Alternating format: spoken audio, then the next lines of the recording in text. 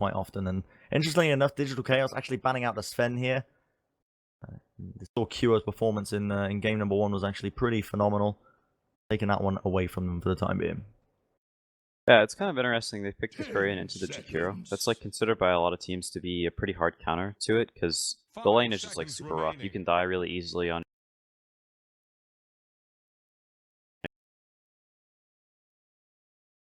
Nature's Prophets. You have a lot of deep push on Jakiro as well.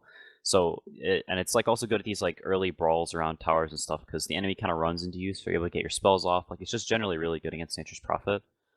So it's kind of interesting they pick it into it. Like, they do have the Spearbreaker who can dual lane with the Furion, so maybe makes his lane a little bit better. But it's just generally not a hero that's that great against Jakiro. Okay, well, we're waiting to see what Immortals get this next ban in a way, but it is pretty standard stuff so far when it comes to these drafts. Nothing out of the ordinary, so to speak. Neither team going for anything magical, but Lifestealer's banned out by Immortals. I mean, Lifestealer is one hero that I haven't actually seen played. I've just seen him banned so far. In the short amount of games that I've counted of Dota in this patch, it seems like some teams do put more emphasis on banning him out than others. Is this just a sort of thing against DC in particular, or is Lifestealer good at something that I haven't really clocked onto? I think DC does tend to play Nakes a decent amount, but I think it also is a hero that does really, really well against some heroes, and then is just kind of meh against others. So, you know, DC banned the Bat Rider afterwards. That's like what they thought Immortals was going for. You'll typically see if a Bat's first phase banned, you'll see the Nakes banned, because it's one of the better heroes against it. You can 1v1 really well. You're typically getting the jump with a Lifestealer lineup as well, because you've got some Vision hero, and you infest and blow some guy up at the start. Yeah. So Bat's not getting the jump, you know, whatever. So yeah, like the Nakes ban is kind of indicative of, like, you know, maybe some Bat or something, but that's banned out. It's also pretty good against the Jakiro and Nyx. Like, neither of those heroes really touch Nakes. Okay. Well, ban-wise as well, we didn't really talk about it or touch on it, but Io is going to be banned out as well. They do not want Febby to get that hero, and on the other side as well, the Puck is gone as well, so they don't want Abed to be roaming around. The Puck was a real problem for them in that previous match, actually. It got to the point where as soon as he hit level 25, got that the gold talent, so to speak, and suddenly next thing you know, 10 minutes later, this guy is 16k gold ahead of absolutely everyone else in the game, and it was just monstrous, picking up item after item. But there'll be the Bloodseeker gone as well. Bloodseeker, another hero that's seen, you know, even back in the TI, there was a few regions that were emphasizing the Bloodseeker to a degree, but they want him gone for the time being. Yeah, I think it's a little bit of a weird Bloodseeker pick. It's not particularly good against Jakiro, and it's also a hero it's kind of hard to pick whenever you have second pick, because you don't really want to pick it and whenever, like, you don't have a guaranteed lane, because that hero likes 1v1s against certain heroes like Pucks and like Enigma. Heroes like this, you can 1v1 really well. And whenever you don't see the lane you're going into, like the offlane isn't shown yet, it's kind of hard to pick that hero because he'll get like totally owned. These are some rapid picks coming out already. See the Disruptor and the Monkey King going to be coming out for Digital Chaos here. They pick it in pretty close conjunction. Now Immortals getting their next pick, but they picked up the Underlord, pretty much a lane winner, pretty much wherever you put him. Very dominant. You feel like what's your opinion on Underlord then as a hero, Pit Lord, you know, whatever you want to call him, in terms of playing against it? Because there's a lot of global presence on Digital Chaos. That's the first thing that screams out to me with the Nature's Prophet and the Spirit Breaker. I mean, Underlord is relatively good in the regards that you can use his ulti to transfer absolutely everyone and also have a bit of a global presence. But against this sort of team composition, this team lineup that Digital Chaos are running, how do you feel like it slots in terms of that?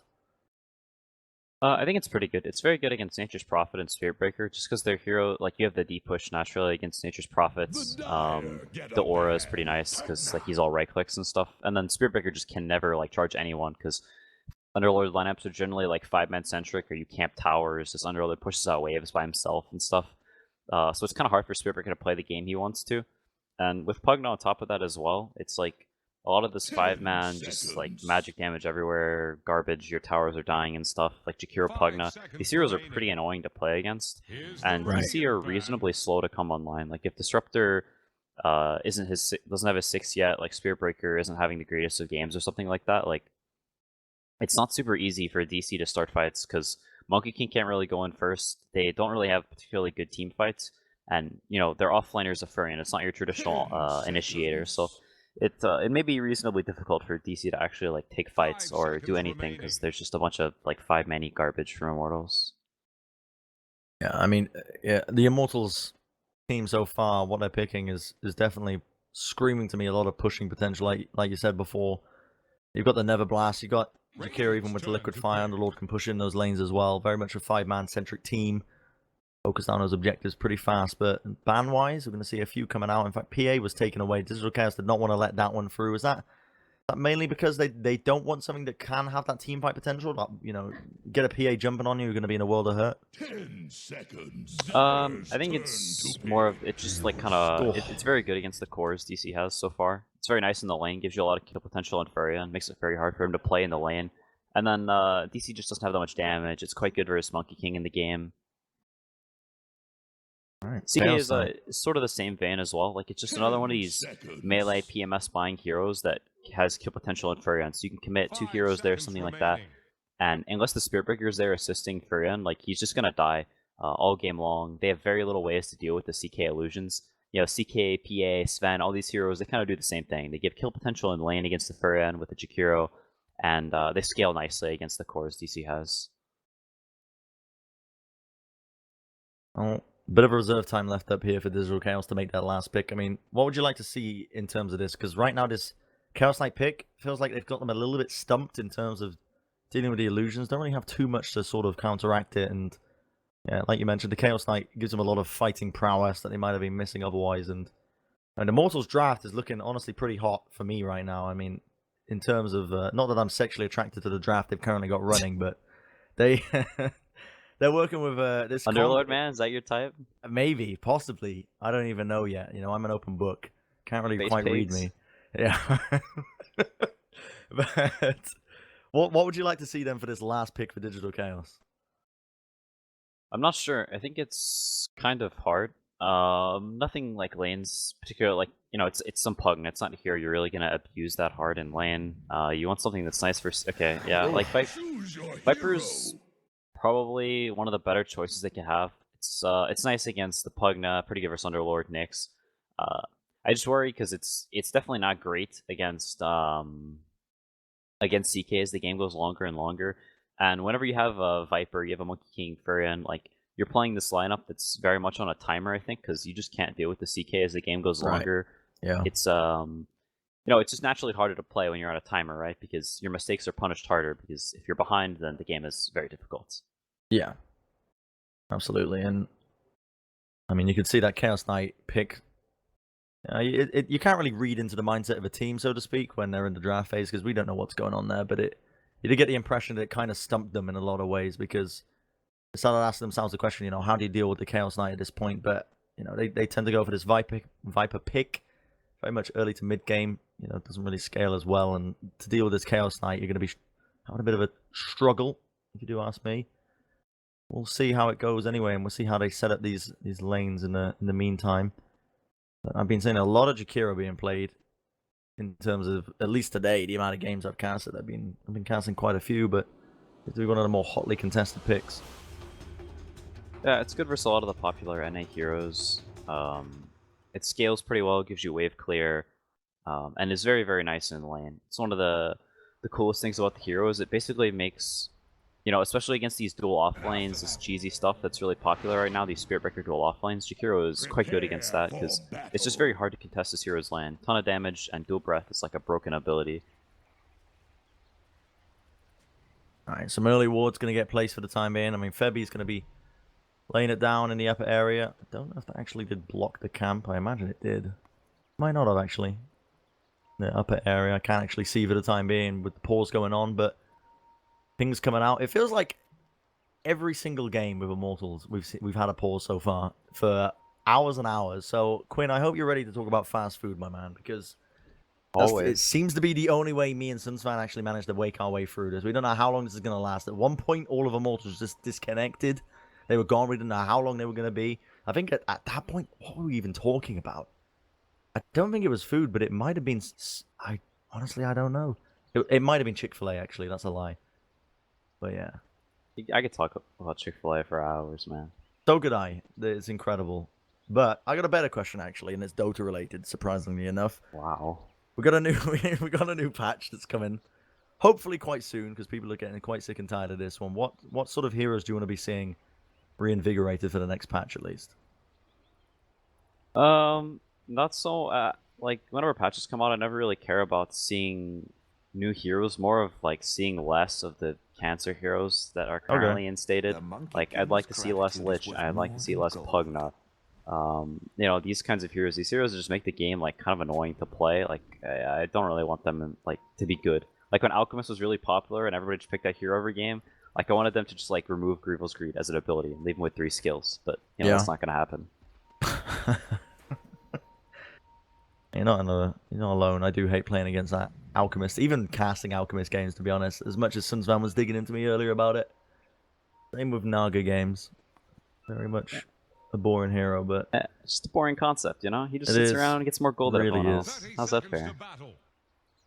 Early warding so far coming out. I mean, reasonably defensive stuff, at least from the Dire side. DC not branching out too hard with the warding missions. Just going to be keeping it relatively behind their own base, behind the river at least. But Immortals, they've gone deep, balls deep. They have actually placed it, and they are going to be blocking that small camp in the upper area. But nobody going to be attempting to go for any first bloods or anything like that. But we see DC, they have infiltrated the jungle down there. Abed is totally alone. But at the same time, they managed to swiggle their way into the top lane. So it's going to be 2 rooms apiece for both these teams. And now Mason in the mid, he's going to be going up against MP on that Pugna. What's this sort of mid lane matchup like then, Quinn? Both heroes farm, basically. At a certain point, Pugna's just going to start spamming out the lane, and Viper's going to sit under his tower and last hit. Maybe if there's some rotation, one hero can pull ahead early and then like just sustain that CS lead, but you're never really going to see one hero blow another one off the water, I don't think. I think something kind of interesting is that they're going aggro with the CK. Yeah. And then DC dodges. This Monkey King hero like really hates getting aggroed. He likes having these nice 1v1s where he can beat the crap out of some melee hero and just abuse him. And they tried to get the CK against the Monkey King and just trialing him, because I don't think he'd have a nice time. But they end up dodging. But I think it's still pretty good for Immortals, because this Disruptor hero like really likes to have a pull. He needs a pull. Because this hero just does almost nothing with levels. You can see Febby running over here, like messing with the pull, just like making sure this Disruptor stays under leveled. So even though they dodge on DC, I think it's still pretty good for Immortals, just because the heroes on DC like really need these levels, especially Disruptor. Whereas some Jakiro, if he's level 1, like you'd much rather have a level 1 Jakiro than a level 1 Disruptor. For the time being, the lanes are relatively even. In fact, not much damage being traded. I mean, the mid lane so far, Mason's putting in some decent harassment into MP, but other than that, I think this bottom lane is most likely where the kills are going to be landing, because this dual ref, overwhelming damage as well. Foro just laying down the law.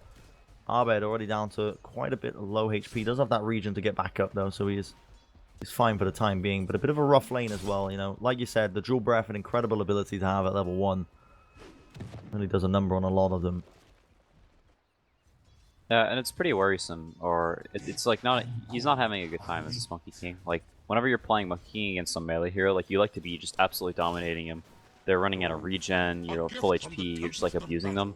And whenever you're against Jakiro, it's not so easy for him to do that. He only has 2 tangos left, half HP right now. At a certain point, it may get to where Underlord's just spamming him out of the lane with the Q, which is, it's not what you want. Especially since he's playing against a CK, which he does not fare very well against as the game goes on and on. He kind of just gets, like, evaporated. Oh, meanwhile, top stun comes out along the Reality Rift. Febby wants to try and work it out. MSS falling very low, but and QO, he's in trouble. Not going to be falling just yet. Could be using that tango to heal for the time being. MSS super weak. Febby now is going to be on the back foot, trying to run himself away in this top lane, but one right click will do it. Mumiander with the first blood for his team. Team DC coming out ahead, and QO, he has healed himself up, but I mean, they tried to go in there, but that gank, I say gank, it wasn't quite a gank because they were all sat in the same lane. Meanwhile, while I'm talking about that, Fake, I should say Abed, he keeps throwing me off with these names. There's kills happening all over the place. How did he even pick that one up top? I don't know what's going on anymore, Quinn. Yeah, it's a little bit wonky. I think the Underlord, he got like stuck on some creeps and tried to like walk back and forth and got pathinged a little bit. he didn't want to use his Mango to use the Firestorm because he's working on the Soul Ring, so he ended up dying with like just a little bit shy of being able to use his spell. But I don't think he's too sad about that. Like he gets a free trip to base. Now he has a full tank of mana. Jakiro has like 1 Q left in a couple seconds. They're probably just gonna spam this Monkey King out of lane, and at a certain point, you have to think that this guy is. He's just going to sort of run out of places to be on Monkey King. He ferries out another set of tangos, which he probably needs to do. And Spirit Breaker is like pinned to just stay here. For the time being. CS-wise, I mean, DKQO is not doing too badly.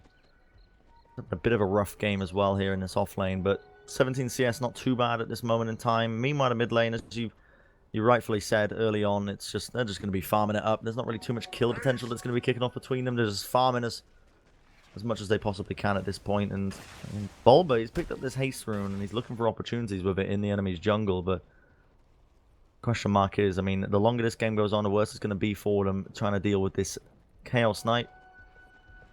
Abed, he's farming, he's contesting the camps for the time being. Just going to be trying to get those pulls contested. Now we see a charge coming in as well. So Forev is going to be the target. He's level 3. Abed wants to make the movements onto him. The Jingu already got 2 stacks. Can he get the 4th? Will get it.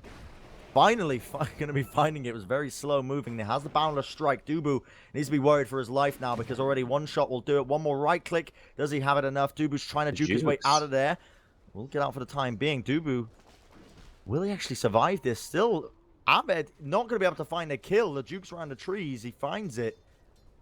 Oh my goodness. Somehow getting that one. The courier also somewhere along the line took a lot of damage on the side of DC, but that was impressive by Dubu managing to find his way out of that scenario.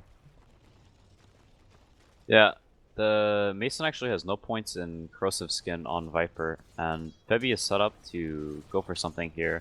He just hit level 6 on Pugna, so I think he can actually die because he has no points in the Corrosive Skin. Ooh. Charge comes out. Nature's Prophet TP as well. MSS. He gets the tree and down to Crepify. Comes out with the Neverblast. Wants to try and suck Bulba down. He's healing up far too much. He might actually get a kill. He turns it around. The Neverblast on the back lines will do a bit of damage to Mason, but not enough for Febby to try and re-engage. Has to back off as he doesn't have the mana or any abilities off cooldown. Yeah, it's a nice support from the Freya, and this is the stuff they kind of have to do. They have to keep applying the pressure and force Immortals to like use TPs reactively and not be as efficient as they'd like to be. Preferably take towers pretty early as well. Because this Furion hero just doesn't really scale that well against Radiance heroes. Like, it's a whole lot of crap that you really can't play into. It's a lot of 5-man, a lot of team fight, and Furion lacks in both of those areas. It's not really a game where you can split them up that well. They're just going to group up, so he needs to get active early and make like stuff like this happen, because he will fall off as the game goes on. Bit of trouble in the bottom lane for the time being, but they back off for now. It was a charge by Bulba, but actually get what he was realistically looking for. And we see an Invis Rune going to be here on Febby. This could be actually pretty good for him as he's looking for a rotation, possibly trying to get onto Mason. I mean, like you said before, only 1 level into this Corrosive Skin. Make it a bit easier. Now we're going to see it. The stun comes out. There's a lot of burst damage, and with the suck, that'll be it. The cherry on top. MP puts an end to it. Life Drain finishing him off. It's a nice move. And it's just kind of hard for them to do anything about this, really. Like, they don't have that many plays they can make on the map right now. The Underlord is kind of untouchable. This Disruptor doesn't have his levels, really. He's pretty low damage. And you'd like to have, you know, some hero like the Winter Wyvern, Jakiro, stuff like this. They can make moves and do stuff with the Spirit Breaker. But whenever you have some Disruptor, and they have just these ungankable lanes, you can see him just sort of standing around, not doing too much. Maybe he pulls here or there, grabs a Bounty Rune, but it's not the kind of game you want to have on Disruptor. You want to be the aggressor, making the moves, making them run from you. Oh, Forev is going to be eating a charge, but he has MP, he has Febby with him. The TP tries to come out. Does he have anything to cancel it? Not quite. They want to turn their attention now onto the side of Abed. Get disarmed for the time being as it tries to TP himself away. Are they going to be going for the stun? Not quite. They don't want to risk it. Going to get himself out of there. Yeah, the cores of DC are not the most mobile, and you know, it's kind of hard to move on to this Pugna because he's so fast, he has a 2 null, so he's pretty tanky, and can always just decrep himself and walk away, or turn it with heal. And their only mobile hero is the Furion, who is up against the CK, which is the hero that they could really gank. You know, they have a Viper and a Monkey King, which are pretty stagnant laners, so this laning phase from DC ends up just where everybody just sort of sits in their lanes and chills, and it's just a naturally slow pace of the game, which is very advantageous for Immortals. They scale much better as the game goes on, their teamfight is better. So you'd think DC has to look for some plays, some options to get the game like moving at a faster pace, get towers going down, look for these skirmishes before Immortals gets items up. Well, charge in the bottom lane, Dubu. They get gone on for the time being. Bulba not quite finding the bash. The Banner Strike actually misses. Dubu happy to try and TP away. So weak, he gets out. 3-man rotation coming out from DC, and they get nothing from it. Even the global TP coming out there from, you know, MSS. Now we see another charge onto the mid lane. MP trying to go onto Mason here, but Mason is far too tanky for the time being. The stun will disjoint it on the mid lane. And we'll be able to find that one. Ooh, okay. The Never Blast finishes off the tower. Now, it could have been a lot worse. Yeah, definitely. It's, you know, you can see them. They're trying to put pressure on the bottom tower, but it's very hard against this Underlord hero. And they also have people that can TP. The CK is full mana, full HP right now, and actually uses Phantasm to put pressure on the top tower. But they do try and drive this Underlord. They can definitely try and turn this, which they may end up doing now. Well, the charge is out. They've already got Arbiter positioning in. We're going to see some TP rotation now coming in. Right into the back lines, but Bulba, he goes down. Again, this rotation not working out for them. And with MP coming in, along with QO, they can happily just start to push down this lane, at least push it out for the time being. And that was a lot of rotations coming out for this. Are they going to look to try and push this tier 1, pressure it down a little bit now that they've got these players in this lane, or is it just backing off time? Yeah, most likely. They ported like 3 heroes here. Both cores TP'd, the Underlord had ported in a little bit earlier, so they need to get something off of this, because Monkey King now has a free lane top that he's able to farm up. Might be going for Battle Fury this game. Is a pretty decent game for it, as you're not really going to be able to fight them super early anyway, and maybe it lets you scale a little bit better and have a chance at taking this game as it goes later. Alright, no, missing the last hit there. Saber. I was wrong. Alright. Echo Saber on the Chaos Knight, is it? No, he's going Echo Saber on the Monkey King instead of Battle Fury. Okay. Wow, surprisingly enough, a lot of tier 1's down already. I mean, the mid tier 1 is finished. They are pressuring this tier 2 quite heavily. Where are the rotations coming out? It falls out of the glyph for the time being, but nobody to try and really attack against this. I mean, there is no mech online for the Underlord, so they don't really have the sustain to stay in this lane for the time being. The Siege Creeper is going to be doing a little bit of damage, but now we see a bit of rotations. Boba has an Invis Rune. He is behind them. Could be trying to set up some sort of play here. Immortals are not leaving for the time being. They really want to be trying to push down this tower as best they can. The Never Blast by MP are doing a decent amount of damage to it. And if this tier 2 goes down 11 minutes in, they're really starting to raise some question marks here for them, for DC. And now they're going to start to rotate a few players. Moomiander comes in from the side, but already this Underlord ult is there. It's out. He's going to TP back. They ended up committing a lot of ults in the meantime onto him. MP now trying to hightail it out of there, just running his wee little Pugna legs. He's going to be fine. He is out of there. Alright, the Spirit Breaker bashed him, so Pugna didn't get in the Uber, but he is running back in. This is a little bit greedy. Might try and turn this one around. MP, oh, he went for the life drain, but it didn't work out. Now he's going to try and TP out. This could work out against him. We were all calling for it. The bash. That was what they wanted. Didn't work out, though. You always have to root for the RNG when people try and pour out like that. Every time. Honestly, a lot of rotations as well off the back of this. I mean, the players got out, they're healed up, they've TP'd down to the top lane now. Doobie, Febby, and Forever just waiting there. And DC grouping up a significantly amount. Abed ends up dropping down from the trees. And look at that, Reality Rift into it, the stun.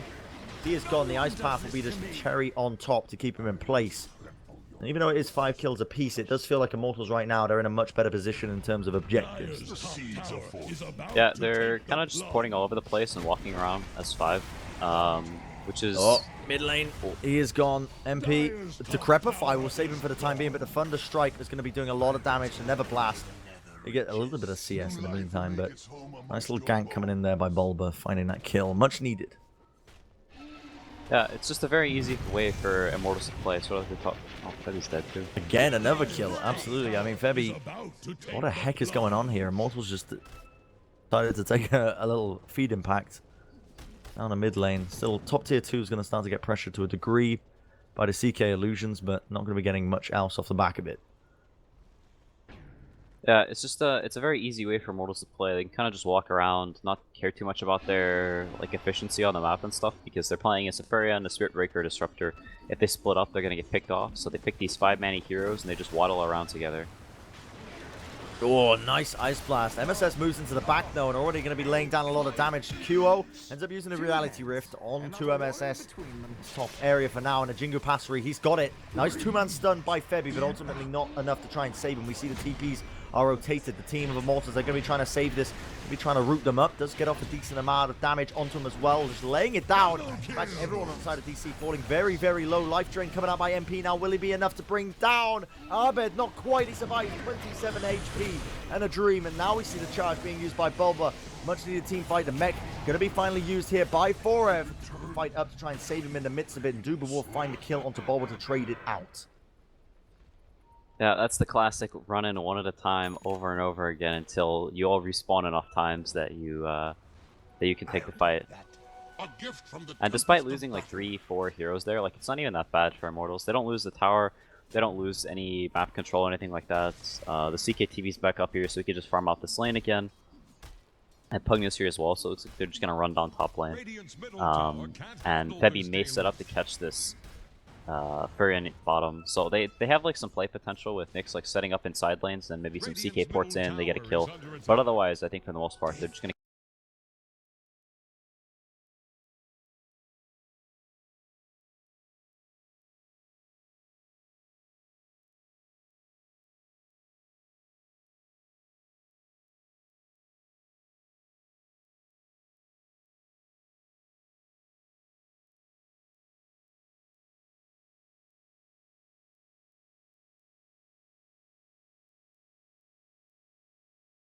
continue to walk down lanes together, play as a team, as they're playing against a Spirit Breaker, a Disruptor, and they have the better late game, so they're not too worried about being super efficient.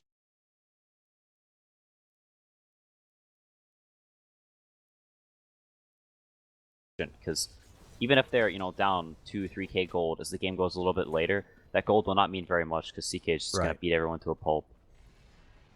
Yeah, nothing to deal with this CK right. It's on the side of Immortals is kind of insane as well. But the Jewel Breath, MP now going to be starting to lay down this Nether Blast into that tier 2. Q opts to use his ult. That's a sad, pitiful sight. Only gets the one illusion from it.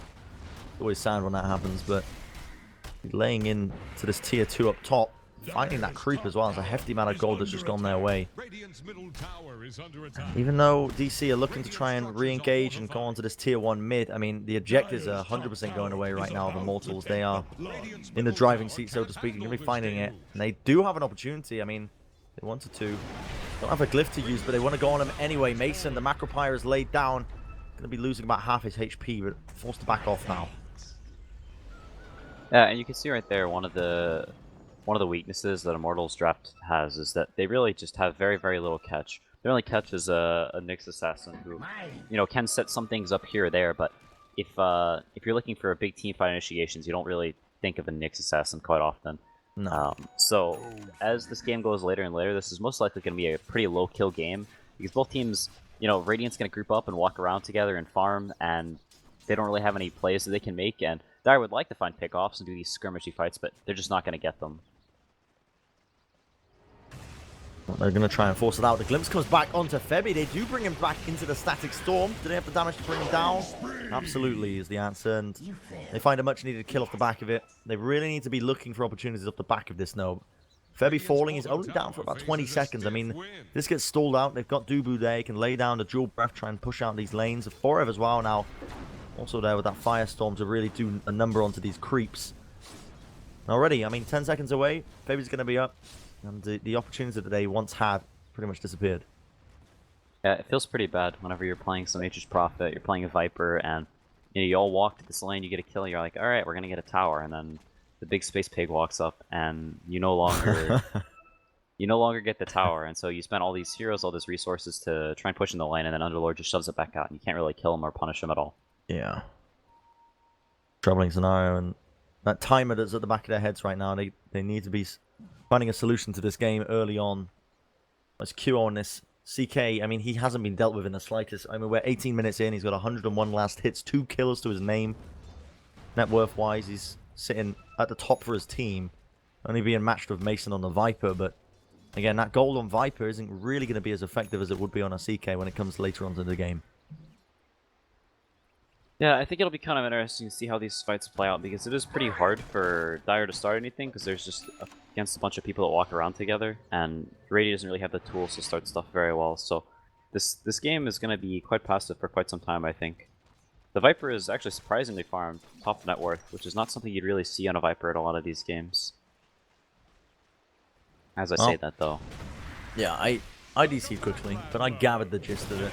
I didn't manage to disconnect from the fight, and it will be a kill. I didn't quite miss it. QO jumps onto Mason, and as you were talking about the net worth of the Viper, he's gone. Down and out. Finishing up, and now we see another kill that's happening here onto the bottom in their own jungle. MP in trouble. Jingu Mastery strikes, and he will fall in the end. Nice rotation coming in. Nice little gank, much needed coming in. That's 40 seconds now with no MP. Bit of an opening potentially for them, but there isn't really any easy-to-get objectives that they could potentially go for. Meanwhile, Immortals, they're definitely hunting down for this tier 2 in the bottom lane, already down to quite low HP on that tower. The Firestorm from Forever is going to be cleaning out these waves with ease. Eventually, this is going to be going down. Who's going to get the last hit? It's going to be QO. Bit of extra gold on top. Yeah, something Apply DC does have available is potentially getting a medallion or something like that, trying to force heroes to TP bottom, and then going for the Roshan, because that can maybe sway the fights a little bit more into their favor, and they kill it very, very quickly between Monkey King, Viper, you know, getting some Alpha Wolf to boost up their damage in the trees. So they may look to like push up bottom lane and smoke down there, force heroes, and then potentially TP back across and get the Roshan. Okay, so next time for QO. Meanwhile, I'm talking about that. There were kills happening. MSS gets caught out of position. Is going to go down, or I should say kills Dubu. Dubu was the one who was out of position. Sorry, apologies. But again, these kills on the lowest net worth player on Immortals team, it's not doing much. It's not creating these big openings that they're looking for, because he's already up in 8 seconds time. It's nothing that you can realistically play off. It's just a tiny bit of gold in the bank, and I mean, you said it earlier, at the end of the day, even if DC end up with, you know, a 1k, 2k gold lead, the longer this game goes on, Immortals is going to be very happy to just really prolong it and get QO as much farm as he needs. Speaking of QO, he's got some items on the way. I mean, he's building towards that BKB. He has the Echo Saber, has the armlet. He's already pretty strong as it stands. Yeah, he's gonna get progressively stronger as the game goes on. I think one maybe worrying thing for Immortals is that this Pugna, like, he kind of needs a lot of items to do stuff this game, because he dies pretty easily to someone hopping on him, and now there's an Orchid. He doesn't really want to go Yule, so now he has to go Force Staff. And so he's just kind of... Oh, that's unfortunate. It's not going to cool down. Yeah, I was going to say, Febby TP, and that could have cancelled it out. Doesn't get the deny either. The Treants are going to steal it away from him. But he will get away with the 2 kills onto the Treants there, so good consolation prize for him. But the pings are being made here. They want to be grouping up onto the high ground of the Shrine for the time being. Immortals are going to be losing their bottom tier 2. DC trying to press the issue to a degree, but now that mid tier 2, that's the goal for them right now. You can see Four already just putting in the damage. He has a mech on the hand. He'll be working towards those GG grooves anytime now. We're getting them up as he gets as much farm as possible. And I mean, these Never Blasts, they just absolutely demolish these structures. They are struggling. Pit of Malice is going to be rooting up Mason in the back lines. QO is a problem. Moonmeander absolutely destroyed from the reality of the suction. Now Mason will be meeting his maker. It's going to be the double kill for QO. And his tower, it's gone already. The tier 2 falls. They already lose 2 of their players. They force the TP back as the bottom, I guess, Rax is starting to get pressure to a degree. At least the tier 3 was. Oh, that's realistically the only thing that MMS can do in this scenario is try and rotate. But again, when you're running a Pit Lord, you can just, again, TP these players straight back into the mid lane and go at it once again. Bulwa falls. And now, that's an opening. 2 players down for about 20 seconds. This tier 3 is starting to get pressured. The mech's on top, and I gotta say, Quinn, this game is looking very much one-sided at this point. This is going to be a Rax taking it 22 minutes into the game. Yeah, and that's kind of how these games feel whenever one team has an easier to execute draft. They're just a better draft. Is, you know, the game's even gold and stuff. You look at the numbers, and it's not that bad for DC. And then suddenly they, you know, lose 3-4 heroes instantly. Their racks are dying, and they feel kind of helpless. It's not a good feeling knowing that we're pretty even on gold and we just can't fight them no matter what we do. Well, here comes the chance to fight. They want to be moving in. The Static Storm laid down. They immediately destroy QO. He's gone absolutely destroyed. Now we see Forev also falling extremely weak. Febby just trying to back out of there. He does have the Vendetta, but he's destined up. Meanwhile, Forev should be falling here. They can't actually quite kill him. The Firestorm doing a lot of damage. Macropire laid down as well, but they do have the Shrine in their base to try and save them. Force Snap up. MP trying to escape. The Sprouts won't connect onto him. It has a TP, just pulling it out of his backpack. Going to be laying down a Decrepify, and that Boundless Strike from Abed. Absolutely making mincemeat out of Febby, and they follow up with a few more kills. Good defense by DC. Immortals off a little bit more than they can chew. Yes, they got the tier 3. Yes, they pressured down a lot of damage into the racks, but at what cost? They got a team wipe from the back of it. Yeah, and DC needs to try and rush off this. I think the most likely try. Without the Aegis, it's pretty difficult for them to take a fight once CK has his ult and his BKB back up, which is quite soon. So they're probably going to try and scavenge this together. Immortals is up decently soon. They don't kill it insanely fast, so they're probably going to contest it. I think Immortals is pretty happy about taking this fight here. It's very clumped up for all of their AoE annoying spells, but looks like it's already dead. Gotta it's pretty go. costly. Yeah, right now it's already dead. They are absolutely demolishing it. Trying to attempt it, but they are going to have to back off for the timing. TP comes out from Febby. Kinetic Field, he cancels it in the end. Does not want to try and take that fight. But meanwhile, QO getting CC'd up. Macropire laid down. Now he pumps up the ult. Bulba getting destroyed. Reality Rifted out of this fight for the time being. Wukong's command going to force him out now. QO with that fresh BKB. He's going to be using that bad boy, but he's eating a ton of damage. Putting in the right kick, though he finds another kill with the help of his team. Laying it down. We see Mason finally going to be popping off a few of that poisons. Looking for the opportunity. The life drain so close to bringing him down. The DD rune on Mason is putting in a ton of damage, but Febby is there, ready and waiting, has the stun, will find a kill. And Abed, though, answers back with a double kill. Kills going all over the place for both these teams. Neither side really coming out with the advantage, but still, the Aegis is available. Still, Abed holding on to it. Yeah, it's pretty costly for Immortals going for the second racks. It was very greedy. They could have just backed off, got Shrine, got Roshan, and then the game is very, very hard for DC to win, but kind of this sloppy, oh, we can get a second racks, we can't lose this game anymore, and then suddenly, it gets to territory where you actually kind of can lose the game. It starts getting spooky. The Monkey King kills your illusions very, very fast on CK, so now it's in this... Ice Path, Febby. He's going for the right clip with the global presence. I mean, MSS, he moves back in. Now Cure wants to fight this one. Reality Rift forward. Abed, he takes a fat amount of damage. Going to be popping that BKB off. Now MSS trying to save himself, but that Echo Saber doing a ton of damage, and Reality Rift pulls him back out of the trees. Abed desperately going for the Wukong, or not quite the Wukong's command, but he will not be getting out of there, and it's a double kill for QO, and immediately not messing around in the slightest. Look at this, the instantaneous smoke, and they're drawing on a map. They want to be going for that bottom racks. Yeah. A little sloppy from both teams, but whenever Dota gets sloppy, the team with the easier to execute draft will typically pull ahead, which is kind of what's happening. They're just gonna walk down bottom, and there's not really that much they can do to stop it. Pugner's just gonna blast it down. CK has Phantasm in 15 seconds. Buyback's forced out, as well as the Glyph trying to save themselves here, but they pull Mason back. He's already down to about half HP. The Pit of Malice has kept him rooted, and once again, picked up Mumiander as well. Overwhelming right now, and his crits are insane by Cure. They just cannot bring him down when he had that BKB on him. So tanky. Already 3 kills off the back of it. It's most likely going to be a 4 as the double kill ticks off, and with no buyback, 26 minutes in, Immortals coming out on top with that superior draft, and they just push and push and push. That'll be it. GG's called. They're going to be winners now. This match moving forward. DC go down to the lower bracket here for the Dota Pit NA qualifiers. Yep, I get to play against Jakiro Pugna Underlord tomorrow. Well, it's not all bad. Not all bad at all, but I think with that being said, I mean, do you have any final words about that draft? Any final words about that game? It was very fast. It was over before you knew it. I think I'm kind of glad about that as it is 5 in the morning for me, but... Yeah, I think DC, the Furion pick was maybe a little bit odd. The Disruptor as well. They're kind of one-dimensional, and they got abused for it. And that was basically just the story of the game, I think. Alright, well that'll do it. I believe we are finished with the NA games for tonight. There probably are some more games being played. I think Sunspam was complaining earlier about him having to cast the China games. But with that being said, I think it's safe to put an end to this cast. Thank you very much. My name has been Bren. If you have enjoyed my cast, contrary to popular belief, you can follow me on twitch.tv/BrenCast. Even on Twitch, twitch.tv/Bren. And Quinn, where can they find yourself? At CCNC Dota 2 on Twitter. That'll do it, though. Thank you very much for joining us, guys. And until next time, we'll see you then.